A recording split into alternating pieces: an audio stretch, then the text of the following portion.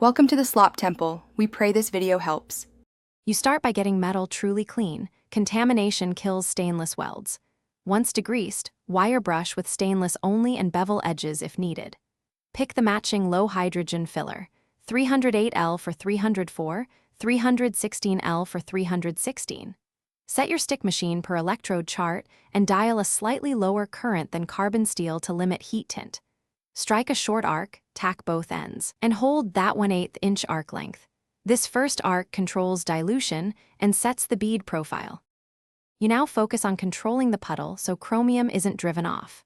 Once the arc's stable, keep the electrode close and use a steady stringer or a narrow weave.